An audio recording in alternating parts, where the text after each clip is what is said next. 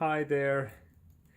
I want to share a personal story with you, um, which I haven't really shared before yet. And it's a little bit painful, but luckily now I'm so happy it's no longer painful, but it was for many, many years.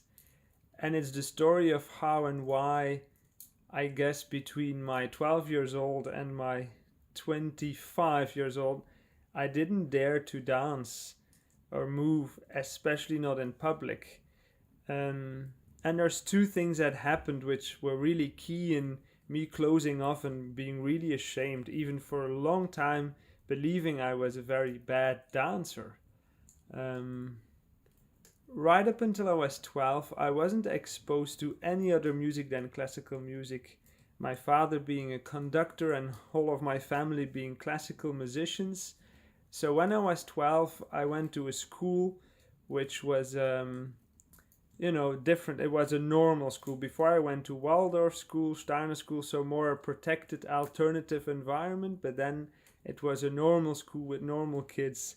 At least that's the way I saw it then. And they listened to the radio, which also was a kind of a frightening thing for me, except the classical radio. And so they were all talking about songs and bands and stuff that I didn't know about. And I remember very, very clearly that this fear got bigger and bigger, especially around a skiing trip that we did with the class. And it was in Italy, a 5 day trip. And at the end of the trip, there was a party going on.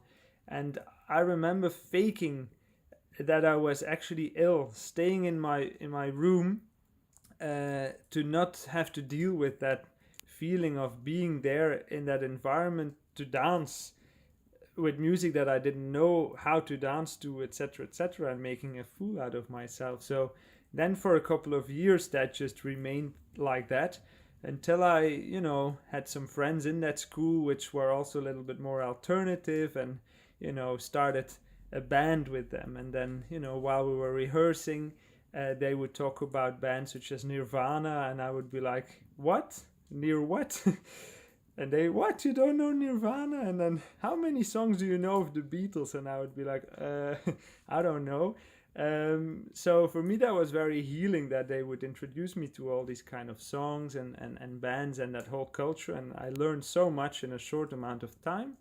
And then they would take me to these parties. It was called a drum and bass party, and it was, in the alternative scene. And they said, "Don't worry here. Nobody cares how you dance. You can just dance the way you want."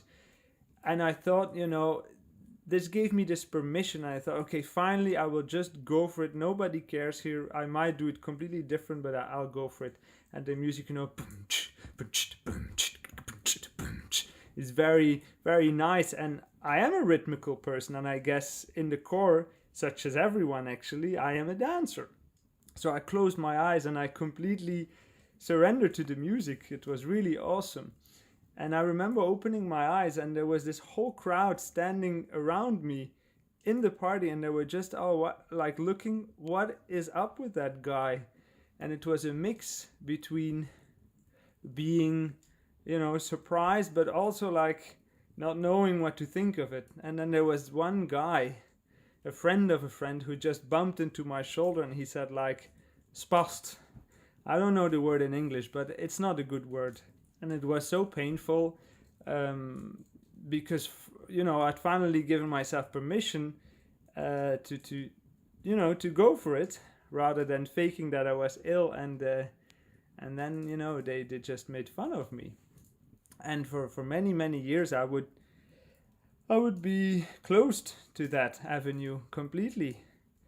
Right up until in my 20s, there was this wonderful woman who was a dance teacher, and I met her on holiday where she was giving dance classes, and I actually started to, to play live music for those dance classes. And I was safe behind my piano, but nonetheless, she would pull me in and try and get me also to to dance, and I didn't do much of it, but slowly, surely, by playing music and supporting people in their dance with my music, I took some steps again, and then over the years that just became more and more free until I remember I was in Australia back then, and I was in nature, and the waves were crashing against on the rocks, and I found myself just surrendering to that moment and dancing freely on the sounds of these crashing waves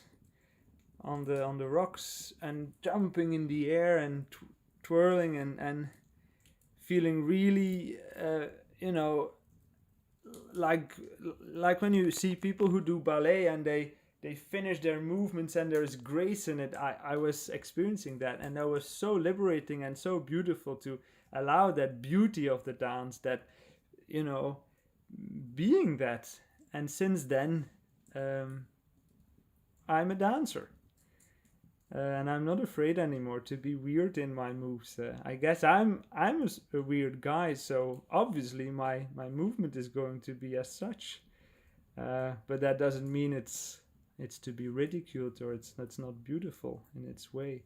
So I wanted to share that with you. So if you maybe have, had people laughing with you in the past, you know, it's never too late to just surrender to the music, to the crashing waves, to the wind, to whatever helps for you to be weird, to move just the way your body longs to move. So, and I hope with Songdance and with our magical movement journey, we can help a little bit to support you in finding that freedom. All right. Bye.